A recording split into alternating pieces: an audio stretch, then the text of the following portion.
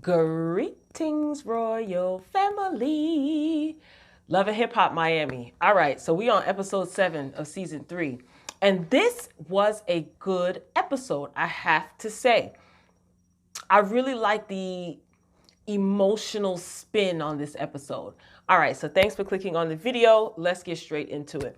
So this episode opens up with Joy and Trina, and they're pretty much trying to convince us that they're shocked, about the arrest of Trick Daddy. They feel he needs professional help, and I totally don't see Trick complying. So, it is what it is. So we move on to Shay, Bucky. So she decides, in the name of sisterhood, according to Amara, she likes to use that sister, I'm your sister. It's just getting real old. So anyway, in the name of sisterhood, she decides to sit down and talk with JoJo, of all people. Like, that's all it took for you to sit down and talk with JoJo? That's it? Just Amara saying, in the name of sisterhood? That's all it took. MJ probably told her to play along and play nice and not to mess up their plan. I still don't trust them. Scam Likely. That's their name. Scam Likely. Anyway, so during JoJo and Shay's meeting, Pleasure P comes up, and I'm just like, really? He has nothing to do with either one of you. Pleasure P is probably on tour somewhere, and Shay, you're still upset about this. I guess. So Shay, she pulls up some text messages that Pleasure P has sent to her, basically dissing JoJo. So I'm like, see, he don't care about neither one of you. So they both apologize. And at this point, I'm just saying MJ is probably somewhere in the background clapping like, yes, Shay, stick to the plan. So we move on to Amara. So she's getting things together for her show.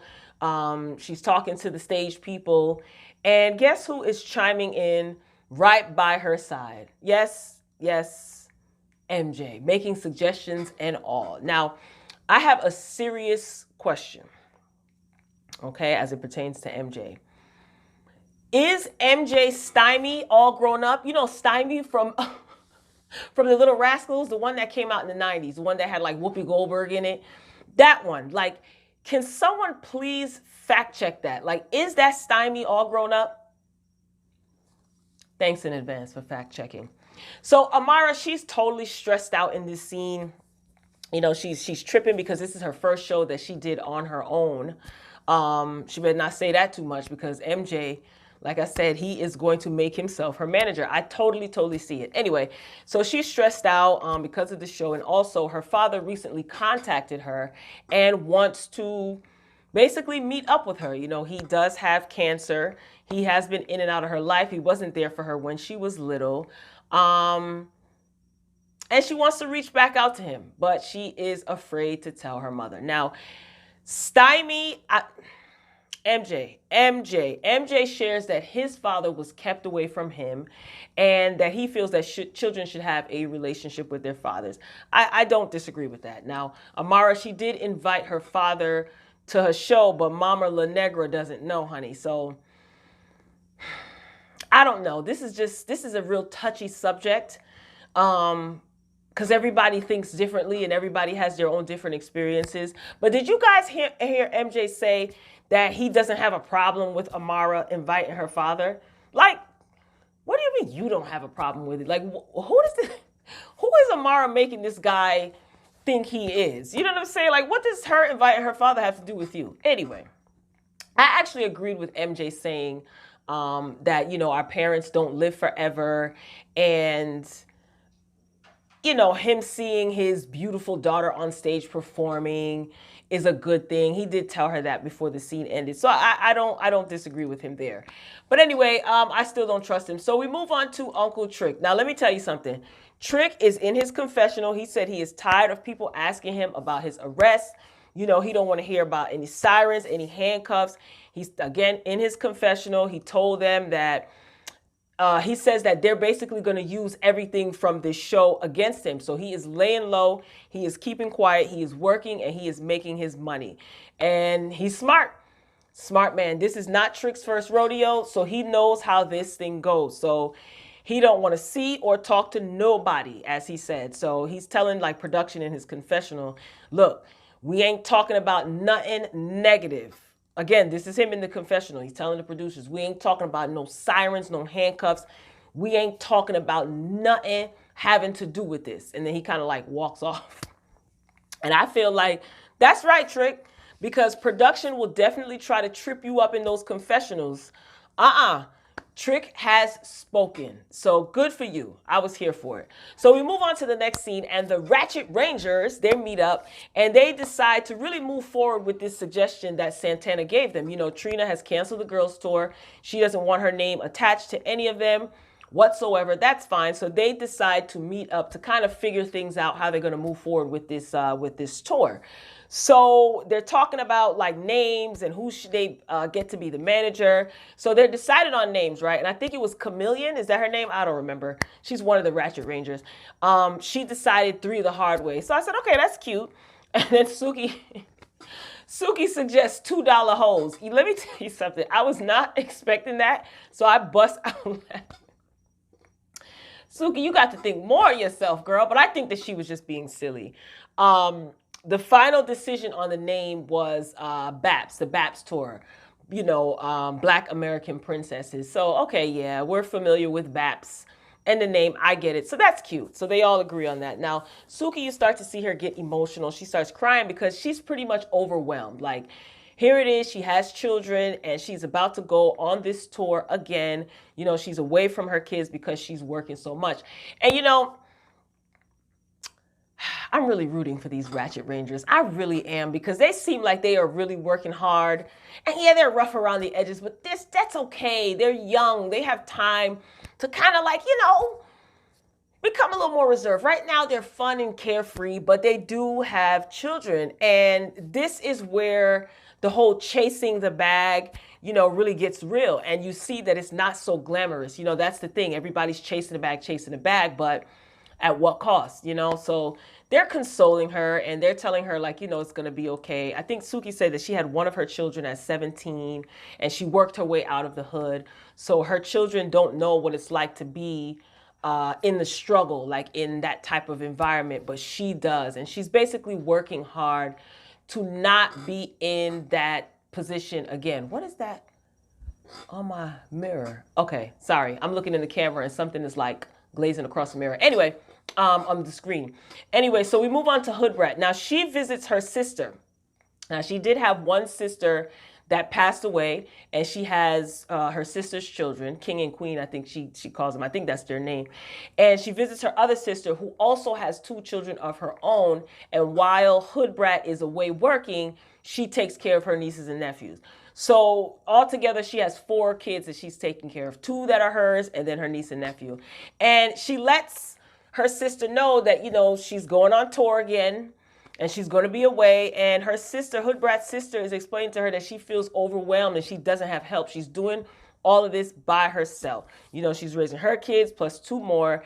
And the sister wants Hoodrat to be present and more hands-on. So, of course, Hoodrat is just like saying, you know, just hold on a little bit longer. Like, I'm really grinding. I'm really working. Like, I'm trying to make this financial situation better, not only for, you know, our niece and nephew, but for you and me and your kids too. And again, here it goes again, this not so pretty side of chasing the bag, you know. And this scene was good to see. I have to say, I really did appreciate this. I like this. The sister's really explaining to Hoodrat that she didn't feel like she was really able to grieve properly. Mourn the passing of their sister, because her sister did take her own life, you know, leaving her 2 kids behind. And, you know, Hoodrat starts crying. She gets emotional and she says that she didn't really get to mourn her sister as well. So I guess that's why she probably throws herself into work, which a lot of people do, to kind of get their mind off of it. And it's interesting because I can understand, you know, Hoodrat wanting to work her way up out of poverty, right? But what do you do when it's at the cost of your mental health? You know, and also your sister too. Like you could tell that her Hoodrat sister was like, I need help. Like, she is literally overwhelmed. And it's like, what outlet does she have what outlet does she have? She's with her kids. She got to make sure the other two kids are taken care of. You know, Hoodrat is supposed to be helping, but Hoodrat is out working. And it's not that it's a bad thing that she wants to grind, because these girls don't want to be in the same poverty that they grew up in. And I can understand that, but it's like, where's the balance? You know what I'm saying? I don't know. Yeah, the sister is just clearly stating that she's overwhelmed, and it's like real life stuff. I really like this scene, and all jokes aside, like I'm so rooting for Hoodrat and her family. Like I really am. You could tell that she desperately wants this, and again, chasing the bag is not always so glamorous. You know, there's a lot of sacrifices that people have to make, and you kind of hear about them on the surface, but you don't really see what it is that they go through. So chasing the bag, is it always worth it? I don't know. You know, you guys let me know. Comment, let me know what you think. Anyway, moving on to Amara and her mama. Here's another good scene. So she tells her mother about inviting her father to the show. Okay, and her mother is not happy because she basically had to raise Amara on her own. She said that the father refused to help. He told her to go on welfare. And Mama expressed that, you know, she went through a lot of humiliation, a lot of struggle. And now that Amara is Amara La Negra, you know, now he wants to come around, and she says that it's not fair. This is the mother. And Amara did admitted to putting up with a lot from men in previous relationships. And she said that she doesn't want her children to go through what she went through when she was growing up.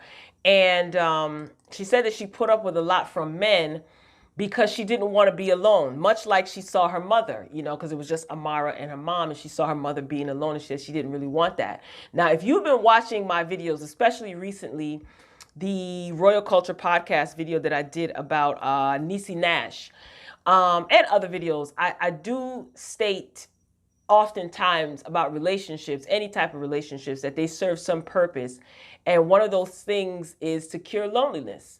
And that's why sometimes people get into and stay in toxic, you know, relationships, because it cures their loneliness for some people. And Amara, case in point, she's just proving that point. So this was another interesting scene because I could totally understand the mother's point of view. However, Amara doesn't feel the same way that she feels, that her mother feels, you know what I mean? And it's like she's kind of caught in the middle, because she doesn't want to disappoint her mother. She doesn't want to hurt her mother, but she also feels like she needs to do this she needs to let her father know how she feels. She doesn't want to hold on to this. You know, she wants to let this go. She wants to move on and get past this so that she can, you know, move on with her relationship, whether it be with MJ or whoever, and be, you know, a different kind of mother. Break the cycle, I guess, if you will, for lack of a better word. You know, and Mama La Negra does seem a little bit bitter, but Amara may need this. I mean, I get it. I totally get it. And I think that Amara's mother is trying to protect her, you know, and I get it. She's trying to be protective. So when Amara did tell her mother, like, look, I already invited him, she was not in agreement, honey. And she walked off. She was like, he doesn't deserve a daughter like you. And I can understand. But Amara is grown. And if she wants to take the initiative to find out what it is that she needs to find out for closure, then you know what, Mama La Negra, you're going to have to deal with it. Amara is not a child.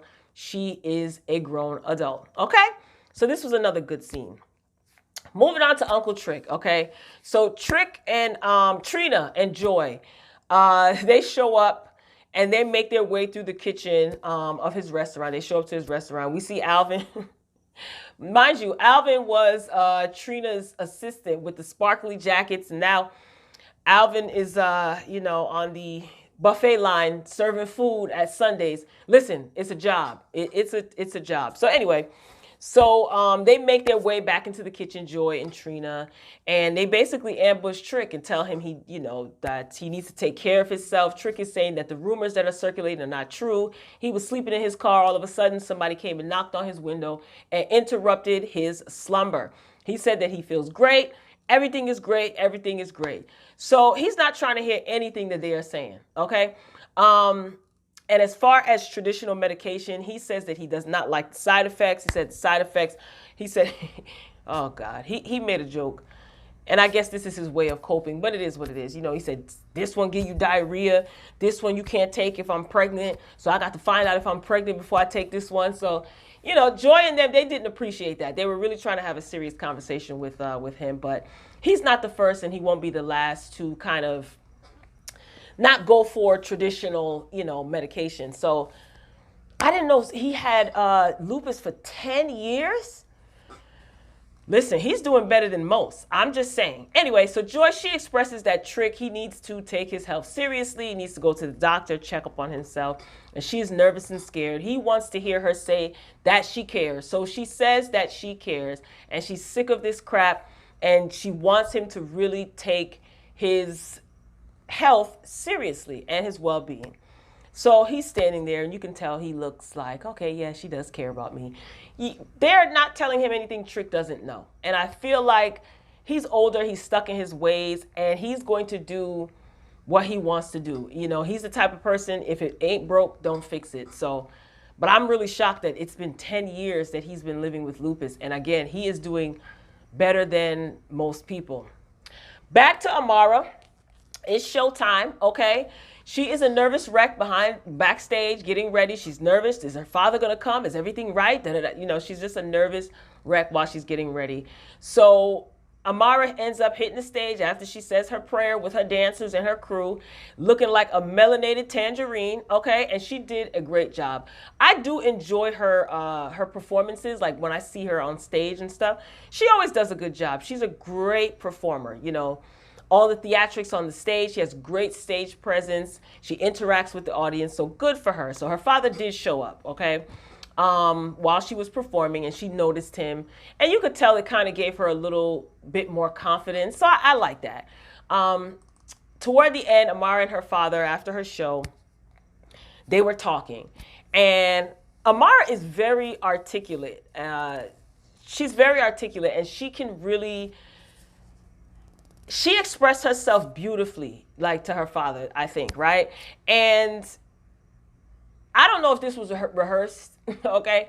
But if it was some darn good acting. Like, I am glad that she was able to say what she wanted to say. And her father actually listened. So this was another good scene. He did listen. He said something about he didn't have his papers straight, you know, when she was young. So I don't know. He said he always looked for her. You know, her mother tells a different story. But see, that's where it gets a little dicey, because then it's like, do you believe mama? Do you believe papa? I don't know. So it seems like it was all good, but I do like the fact that she was able to articulate everything that she wanted to get off her chest in that moment. And he listened, you know. He told her that he loved her. He said that he's so proud of her. I mean, he could be lying, you know what I mean? We don't know. But the fact that she got all that off of her chest for now, you could tell that it was like a little bit of a weight lifted off of her. So this was another good scene. So I have to say, I enjoyed this episode. I really did enjoy this episode, especially as it pertains to the Ratchet Rangers. You know, we don't just see the foolishness with them. These women are dealing with some real life stuff.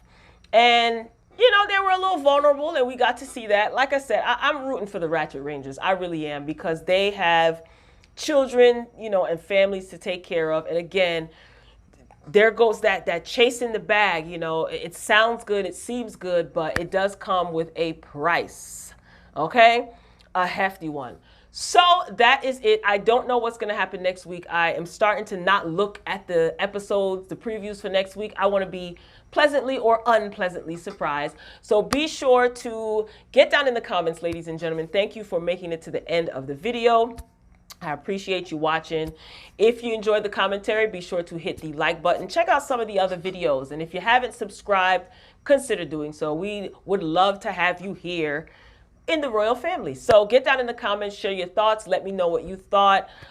This whole chasing the bag thing, what do you think about this? You know, I just think it's starting to create an enormous amount of pressure on people, especially mothers, women who have children, fathers who have, men who have children too, because you spend a large amount of time away from your family in the name of trying to make a better life for your family. So let me know what you guys think about that whole chasing the bag, this whole chasing the bag culture, and anything else that I talked about. So please keep it respectful. You don't have to agree with anything that I said or anything that anyone else says, as long as you do it respectfully. So, Royal Family, I'm signing off. Make sure your notifications are on, because I will be back soon, real soon. Meet you down in the comments. Until next time, peace.